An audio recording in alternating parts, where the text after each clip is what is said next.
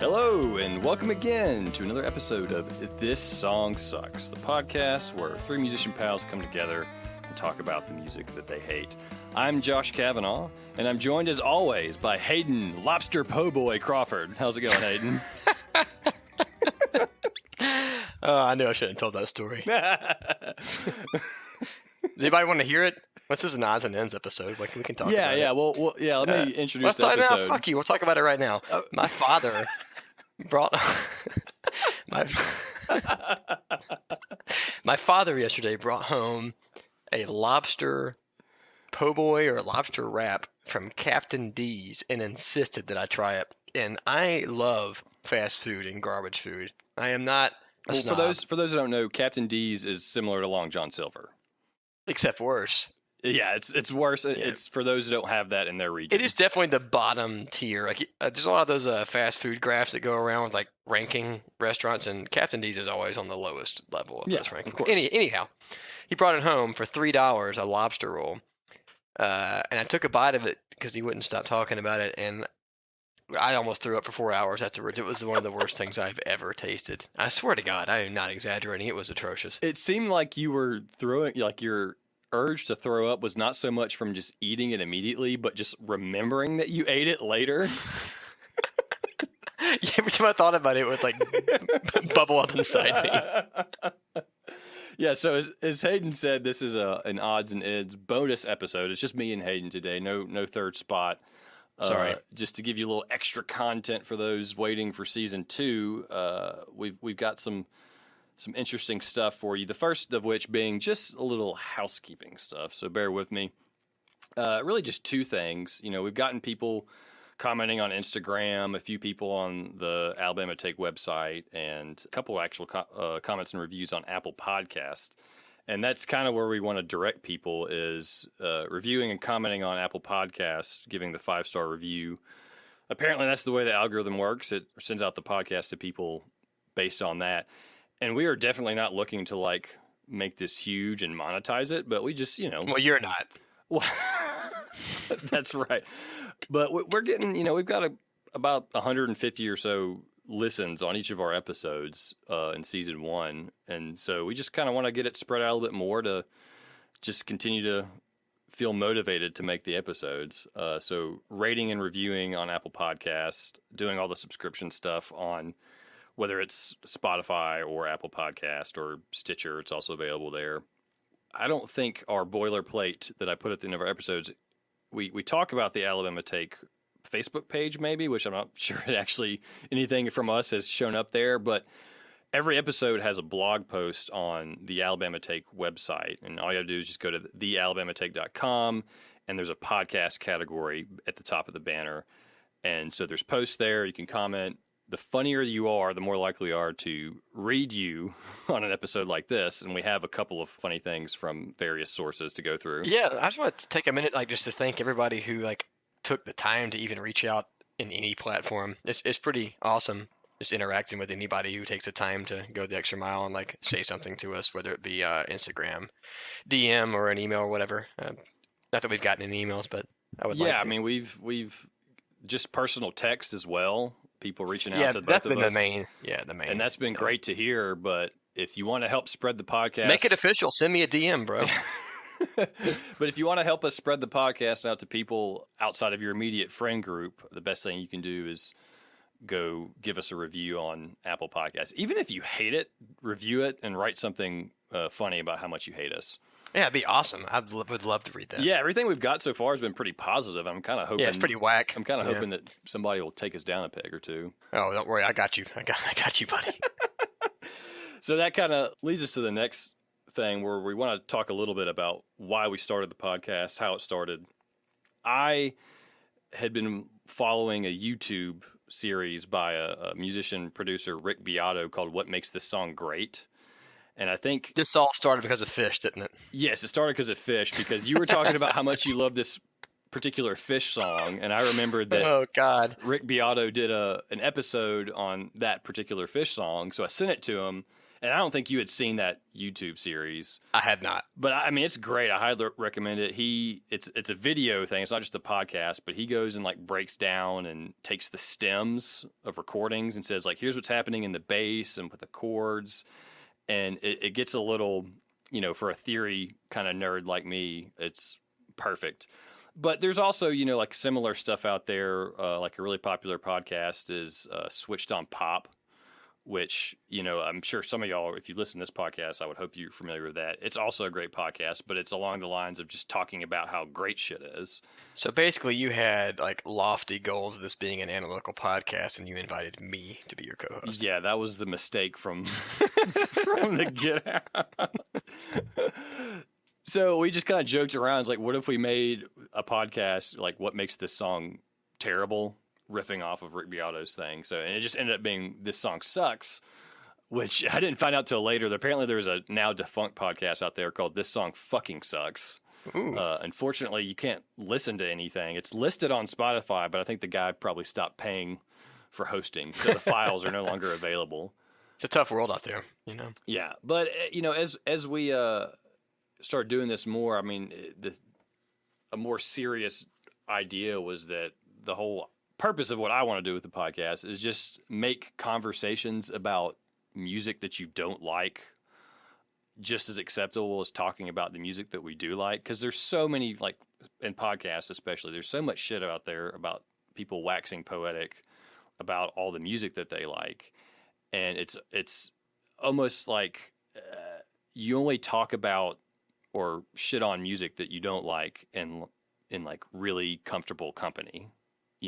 Yeah, I feel like, and we were discussing this briefly beforehand, like that you and I, and particularly me, get pigeonholed as being extremely negative in regards to music, when in reality, the both of us listen to a wide plethora, pretty much anything. We'll listen to almost any genre imaginable. We just have like higher standards for what we expect out of it, and like that's different than being inherently negative. Like I don't think it's like the same thing as what's going on in this country right now. Like expecting our country to be better does not mean I hate it. It's not like it shouldn't make me a negative asshole to expect more out of something that I love. So that's kind of more where we're coming from, rather than just hating on things to hate on them for no reason. Yeah, and obviously it's fun to make fun of like especially huge music celebrities because good satire always punches up, right? But I mean, people wrap up in my opinion, people wrap up so much of their identity in the music that they listen to that they tend to be really sensitive about it. And I understand that. But at times, I talking about the things that you don't like, I think puts clarity on the things that you do like. So we want to make this, and that's why I mentioned, where y'all can go as listeners to comment and make reviews, because we want to have an open discussion with people and talk about the things that we're talking about on the podcast. And to that end, we'll mention that we'll have another bonus episode coming out after this one where Hayden and I actually give and talk about 2 pop songs that you might not think that we would like, and we actually review and talk about why we like those pop songs. Fancy that. Yeah, so listeners, it's not just that we hate pop music or popular music. I mean, you don't have to have a reason to like a dumb song. I mean, I'm sure plenty of you out there who like some of the songs that we've talked about. As Adam, our favorite co-host, so eloquently put, liking a song and thinking it sucks are not mutually exclusive. Yes. I'll leave it at that then. So the next thing, as I mentioned, is why should you care about what we have to say? This came from a suggestion from a listener who told me that we should talk more about ourselves and our musical backgrounds. So maybe the people listening would kind of take us a little more seriously. I don't know. But rather than just the 2 of us come here and tell you about ourselves, we decided to do something stupid. Mm-hmm. Which shocking development. So each of us has written the musical biography of the other and have not shown the other person that narrative until now. So the 2 of us are now going to read our own musical biography written by the other. Do you want to flip a coin for who goes first? I got a coin right here. I mean, I don't have a preference. I figure that yours is probably going to be funnier than mine. So you want me to read first? You I'll read first. Like no disagreement from you whatsoever. You're just like, yeah, you're right. I'll go first. Okay, so you've got yours pulled up there, Hayden? Oh Lord, I do. Okay, so this is the musical biography of Hayden Crawford, written by Josh Kavanaugh. All right.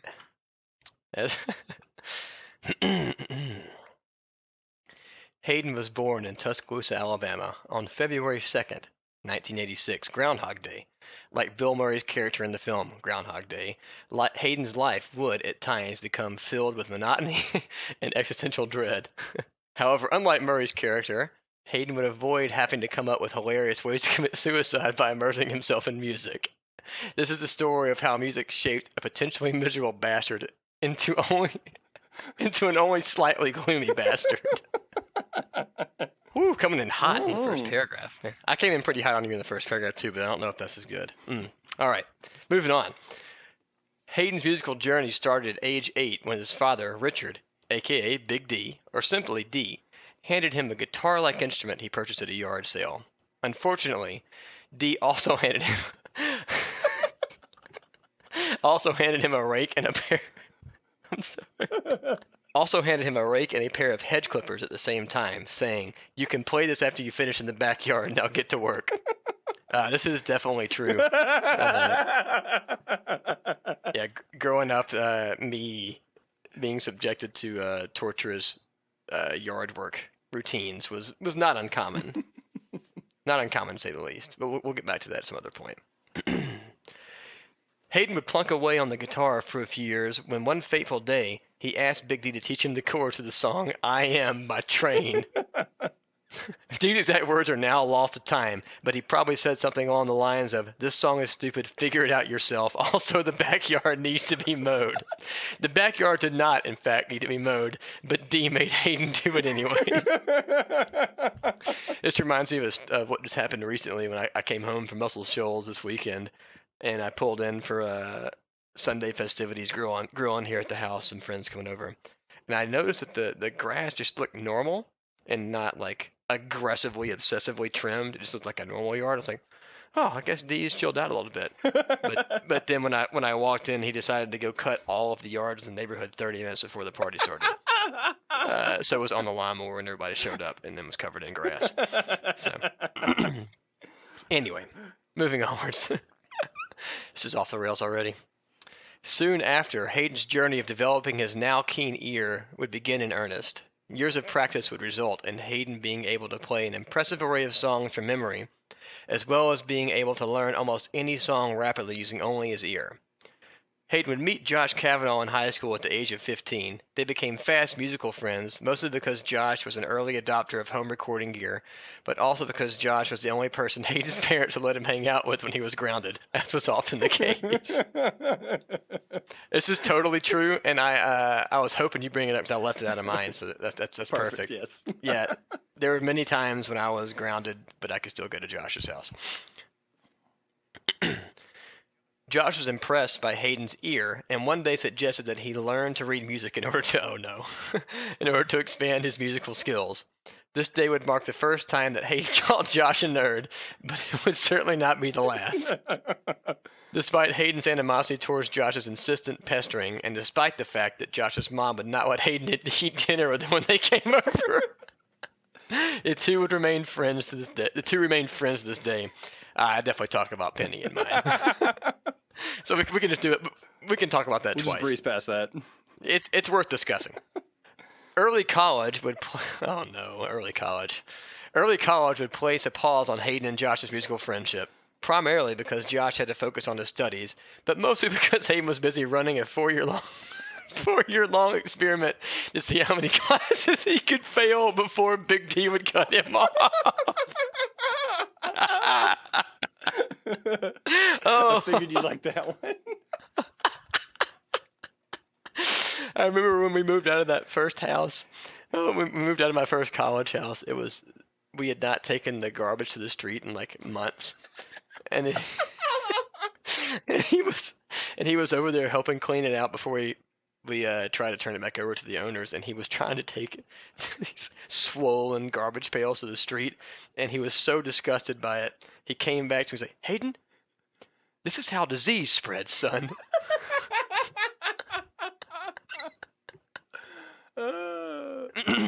Hayden's life as a musician would not pause, however. He would regularly gig in bands with Big D, playing mostly to crowds of drunken frat boys wearing flip-flops, worn-out baseball caps, and way too small khaki shorts. Although not,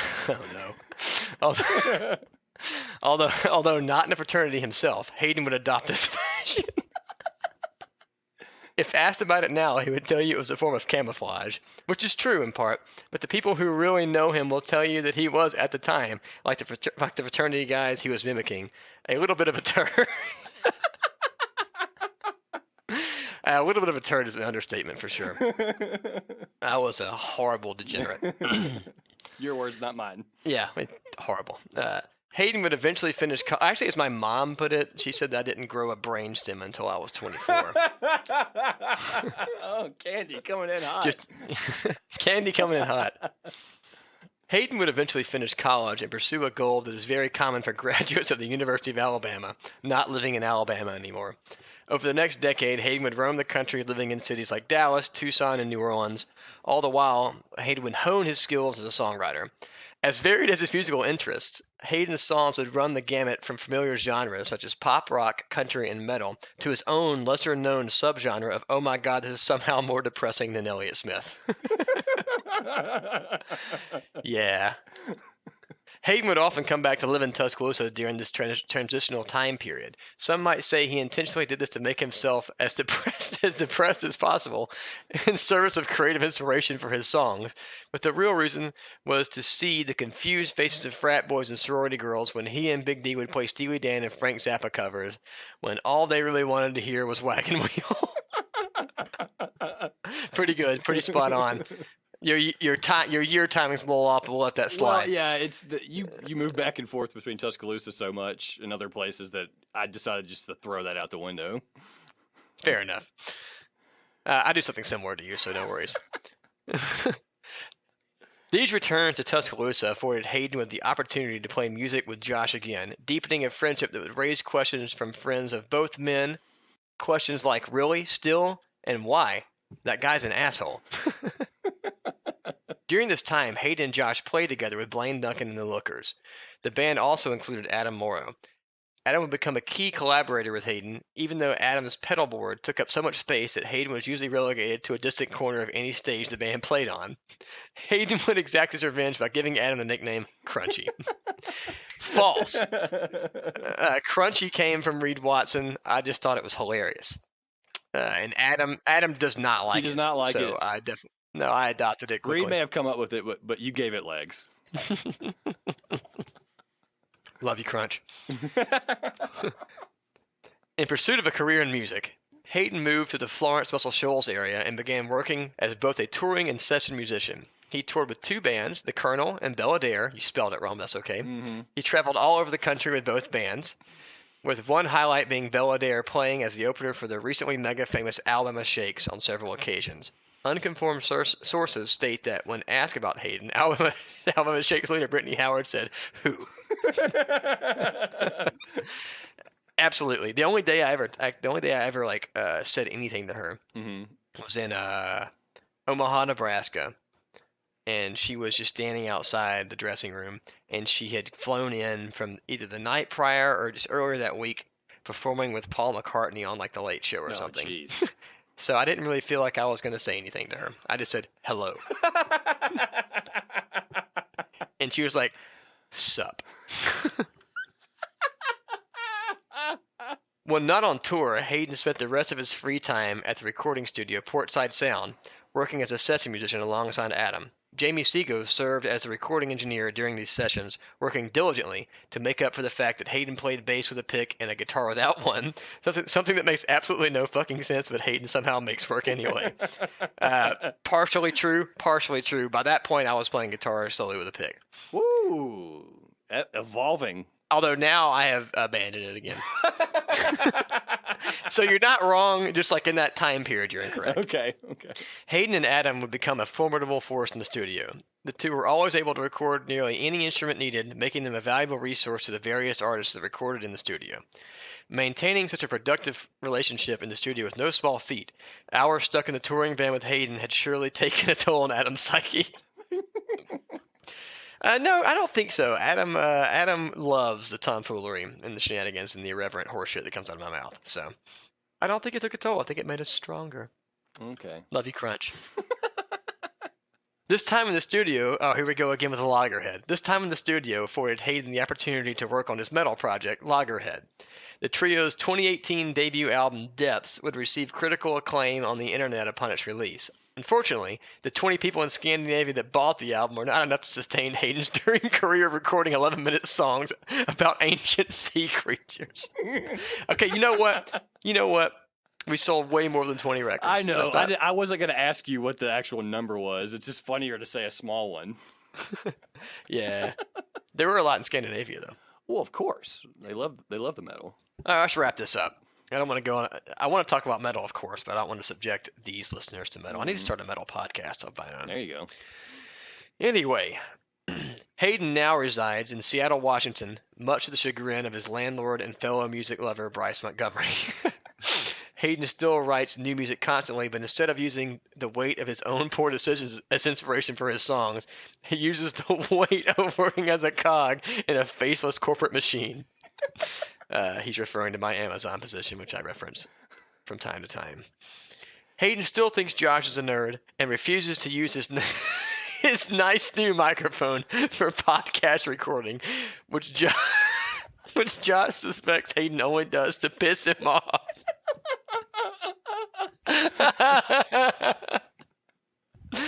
No, we spent countless hours trying to make that stupid piece of shit work with his computer. I only don't use it because I'm too lazy to buy my own computer and not use Amazon's. Perfect.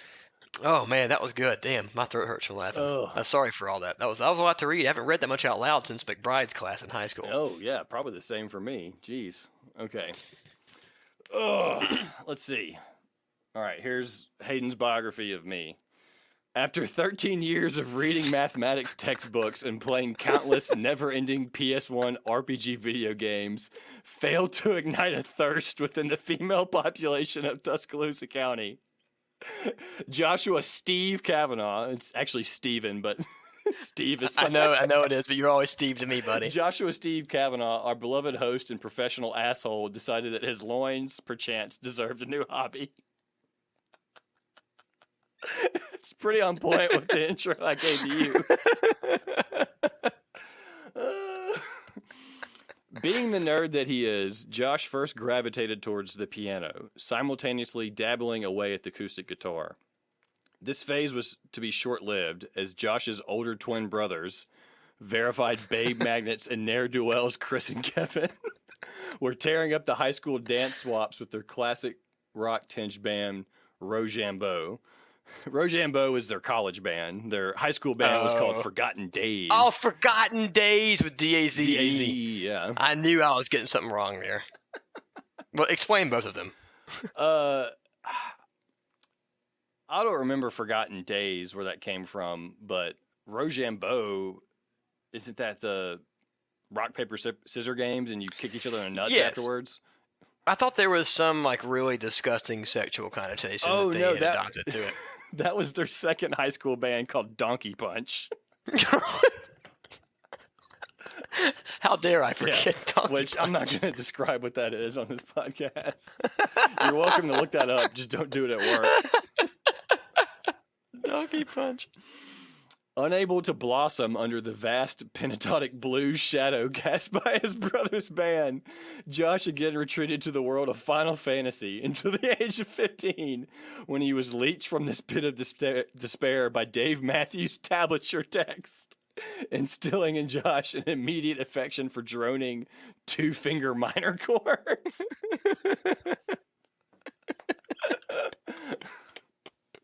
Oh, Dave. Reference the Dave Matthews episode number 6. Oh, I'm crying. I'm laughing so hard. Once in high school, Hayden and Josh realized their shared admiration for Dave's quirky rhythmic cluckery and quickly began spending, much to Josh's mother's dismay, a lot of time together, both writing and recording music in Josh's home. During the grueling sessions for Josh and Hayden's first collaboration, circa 2003's And the Circus Blows. I forgot about that. It was not uncommon for his mother, known ubiquitously as Penny, to invite Josh to dinner without extending said invitation to Hayden, leaving him sweating in his Birkenstocks alone in the music room. During this time frame, Josh was a pretty straight-edge guy, and Hayden was a complete idiotic disaster, which is likely why Penny did not embrace the friendship. You want to speak a little more to maybe why Penny did not like me? I mean, she was never like strict or anything. She just, I think my brothers were starting to, or had been getting in trouble a lot at the time, and they just didn't want me to do the same kind of shit. A fair point. So yeah, like anyone that she really didn't know she'd be wary of. But you know, you also, and one look at me did not help. You didn't do yourself any favors with your fucking uncut toenails and your Birkenstocks. Still do that to this day. Oh, God. From here, Josh continued to improve both technically and naturally on a variety of instruments, and eventually enrolled in the music program at UA. That's the University of Alabama. Throughout this period of Josh's life, he began to truly flourish as a musician, absorbing all the knowledge he could. From music theory and structure to copyright and publishing laws, Josh became a bastion of knowledge and skill, albeit mainly in dorky, not getting you laid jazz context. I mean, am I wrong? No. Josh's musical ascent would not be stopped by a simple bachelor's degree, as he quickly pursued a graduate degree from the University of Louisville and flapped his 4 virgin eyes to Kentucky in 2008. Okay. All I'll say is I had lost my virginity before I moved to Kentucky. Oh, I got it. Wow, yeah, sorry. I may have got some details mixed up here. It's still funny, though. Yes. 4 virgin eyes. God damn it. During this time period, Josh began to switch his primary instrument from guitar to bass, as there are a plethora of guitar players in every music scene. Around this time, Hayden and his fabled father, Big D, had an established cover band by the name of Evil Rico that prided themselves on doing difficult and off-the-wall songs from popular artists rather than the hits. The band was known to play anything from Zappa and Steely Dan. It's funny that we call it the same group. Yeah, we're so lame. The band was known to play anything from Zappa and Steely Dan to the Drive-By Truckers and Dwight Yoakam, and it was a perfect fit for Josh as he began to play bass whenever he was in town from Louisville. Josh and Hayden rekindled their friendship very intensely throughout these few years, culminating in Hayden allowing Josh to goddamn finally lose his virginity in his own bed. Railing away to the tunes of Rubber Soul and horrifying the entire house. If only Hayden knew the kind of disgusting foul beast he would birth with this gesture, he would have certainly have denied Josh his long-awaited coital reckoning. So yeah, the timeline's a little off, but yes, I did lose my virginity in Hayden's bed. He was at home sick. No. I was sick, and there was a New Year's Eve party at my college house, and I decided, as you looked like you were heading in that direction, to go sleep on someone else's couch. Well, thank you so much. And now this is out. It's the nicest thing I've ever done. It's out there for everybody to know. You act like you fucking you had my dick in your hand and guided it in.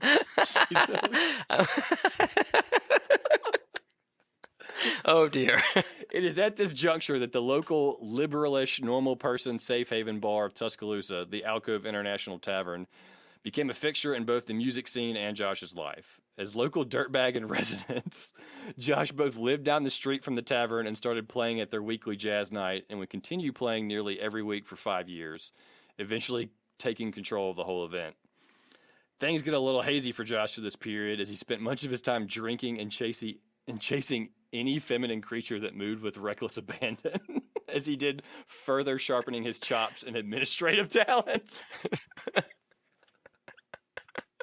Yeah, you were a disaster. This is true. I played there for almost 5 years straight, but I didn't live down the street from there for 5 years. I was only like 2 years of it. I know. Which it's funnier to but say it had that it way. been the entire 5 years, I would probably be dead. So yeah. We both spent countless hours in that bar. Yes. We were lucky that we had it. Oh, shout out to the Alcove International Tavern. Alcove. What's up, Chad? Sup it, Chad. Eventually, Josh started playing with local New Orleans-style jazz outfit, the Voodoo Saints, in 2012. This led to him playing for and becoming the musical director of the Pink Box Burlesque, one of the region's most creative and respected burlesque outfits. This is the period in which Josh really starts to hit his stride and become his own. His well of knowledge and arranging procedures and comfort with transcribing parts to fellow players made him a natural band leader despite his insufferable personal tendencies. I was like, this is all really nice. What's going to be really awful here at the end? And there it is. Bada bing. Bada boom. However, all disgusting periods of lechery and excess must come to an end, and eventually, after obtaining both a bachelor's and master's in mechanical engineering, that's 4 degrees to those of you counting, it came time for young Kavanaugh to find a goddamn job at last. As most of his family had relocated from Tuscaloosa to Austin, Texas, this was a natural next step for our heinous tramp in recovery to pull himself out of the mire and begin living the urban American dream, quote unquote. Not knowing a lot of people in the music scene, Josh found himself falling out of the live gig work and into scoring short films for creative directors in Austin, another task he is perfectly engineered for. Get it? Question mark. Thanks, Hayden. You're welcome. Wink. Wink. Yeah, exactly. Wink. Okay, there's a line in here that is written from Hayden's perspective. He says, I cannot fathom the amount of porn he must have consumed while locked away in his apartment without a girlfriend working on film scores. It's a goddamn miracle his keyboard even works. Josh is truly a disgusting human. I knew it was a good idea to not proofread these ourselves beforehand. Oh, absolutely. Oh, shit, I'm crying so hard. Eventually, our anti-hero found himself a wonderful lady and an opportunity to hop back to guitar for the first time since he began his musical journey with Latin rock band Malanota. Malanota is a band I play with now, Latin rock, ska, funk. It's a lot of fun. I'm 1 out of 8 people in the band. So check them out if you have the time. Also, check out Loggerhead. We forgot to mention that. Isn't that right, Hayden? Yeah. If you're interested in nautical sludge metal, then you already listened. You've already listened to it, so there's no point in talking. So here's Hayden's last 9 again from his perspective.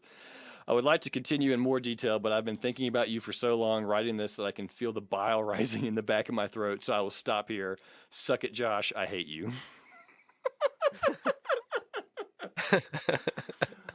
Yeah. There's only so long I could go on. That's true. I mean, you almost started to say something nice, and that's when you knew it was time to stop. Yeah. So that's it. That's me and Hayden's background, for better or for worse. Man, that was pretty good. I'm a fan of that. I don't like to toot my own horn, but we know a few things about music here and there, and we have unique perspectives, I think, that makes doing the podcast interesting and fun. If it makes anybody feel any better, I was trying to describe this to somebody else recently. Like, yes, I know a lot about music, and I'm pretty good at doing aspects of it, but then again, I fucking better be. I've spent literally all of my time doing that my entire life. I can't do anything else. I'm horrible at everything. So like you should feel bad for me. It's the only thing I can do. You get those you earn those Bezos bucks. Oh, I mean, I can work a soulless corporate job. Sure, why not? The last little bit here is we've got some listener comments and suggestions that we want to talk about. The first being a couple of suggestions from our good friend Jeff Hansen.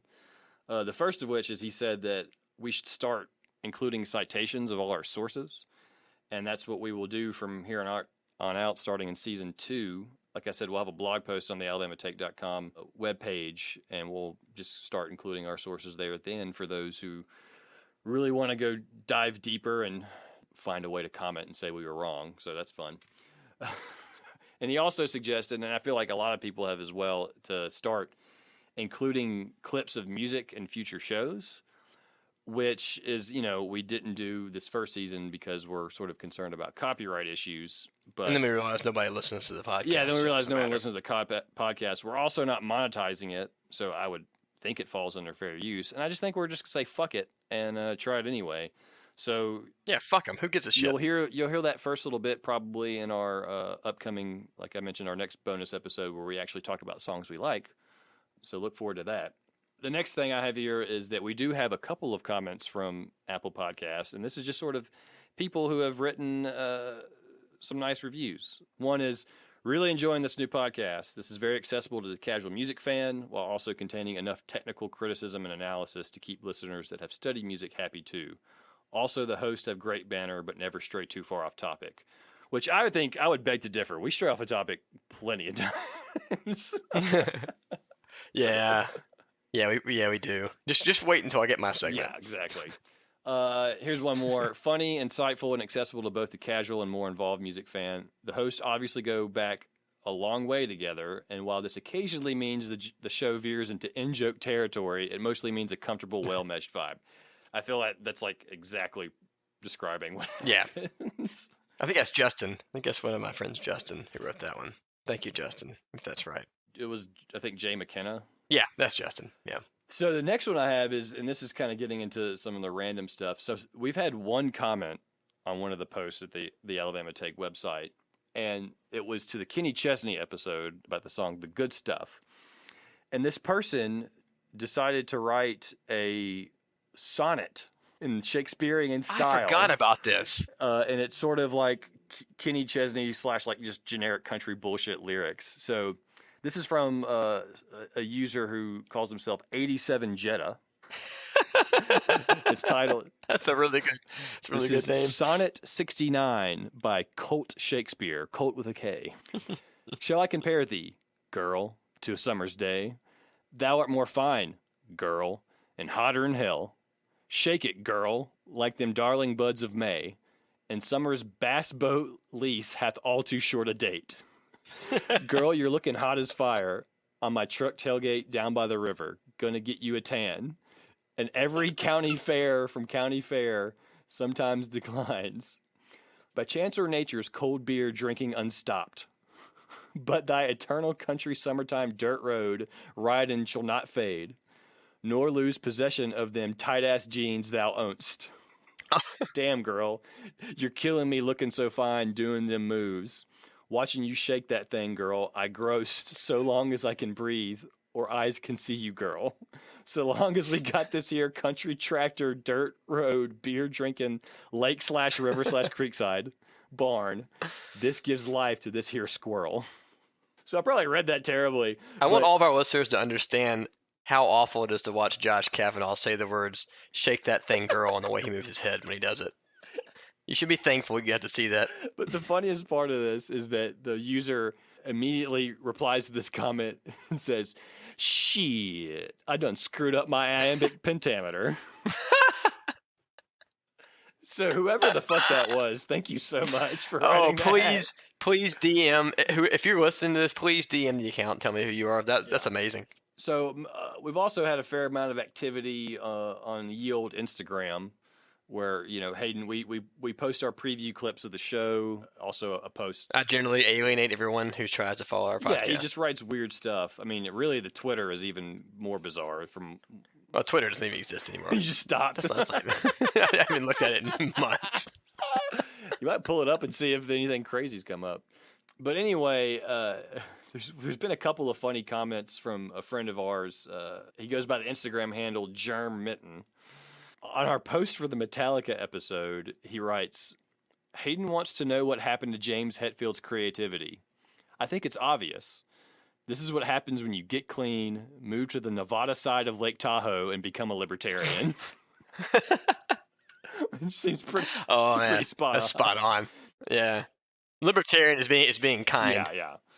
So he also sent you or sent the podcast accounts a DM, correct? What did he say in that? Yeah. So he he shot a message in that said, I know I'm supposed to send an email, but I'm not 73, so I'll just slide into your DMs like a chocolate-covered starfish, like a hot dog into a chocolate-covered starfish. Yeah. Awesome. But I wanted to point out that some of his one of his song suggestions for what we should do next was "Who Bestinks the Reason." And I just want you to know, Jerm, the Lost Boys down at Druid City are not going to be happy about this. No, they won't. Because they listen to this podcast, and you better watch out. But also, I hate that song, so it'd be great to do. Yeah, it does suck ass. suck it, Tyler. Yeah, sorry. I was about to say, sorry, Tyler. Sorry, Tyler. Love you, T. Marsh. So we also had a couple of other little funny interactions on Instagram. So Hayden, why don't you take it away with that? I guess we got to talk about balls now, don't we? Yeah, this is the last thing we'll talk about is we had one advertiser reach out for us, and it's probably a spam thing, but the product was pretty hilarious. So I'll let Hayden. I don't know if it was necessarily spam. Okay, well let me start at the beginning. Yeah, a company that specializes in man grooming products or ways to shave your balls reached out to the account several times about wanting to partner. And it was like, that happens a lot on like weird social media stuff, but this particular company wasn't. I mean, they were an actual company. I just don't think they knew what they were doing. And I ignored them much. I want to make it clear that reputation be damned for this podcast. I wanted to respond to this request and I wanted to do it. And Josh told me no. Josh, it's a ball shaving company, Josh. A ball shaving company wanted us, and you made me say no. I want you to think about that. Yeah, but they weren't going to give us any money, so what's the fucking point? It would have been so funny. And we should make Adam read the ad copy. Anyway, I couldn't. The direct message that they sent me has gone for whatever reason. I could not find the account, so I started obsessively trying to find what the exact company was, which led me down an internet hole of looking at ball shaving products online. And so this is how we'll end this episode. Oh God. Yes, for everyone who forgot, this podcast is called "This Song Sucks." Hey, this is a bonus episode, all right. A little looser than normal. So while searching, this is yet again. I want to reiterate, this is another night episode where there's been spews consumed, so I apologize. Yeah. Sorry, guys. So while searching for ball shaving products online, I stumbled across an article titled 12 Best Manscaping Tools to Help You in Your Yeti Pubes. The investigator in me could not resist the customer reviews for the brand leader in ball shaving, Manscaped, which is the most popular company for manscaping material. It's just called Manscaped? Manscaped is the brand name, yes. So here's a few choice, there's no YouTube for this, obviously, so here's a few choice Amazon product reviews. And the exact product in question here is the Manscaped Perfect Package 2.0, the lawnmower. This review is... I hate myself. This review is titled Bloodbath.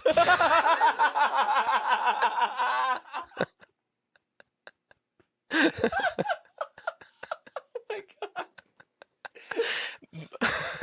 No. Bought this set due to the false advertising of it being Nick-free. All caps. It is not Nick-free. It will cut the hell out of you. 1 star. What did he think?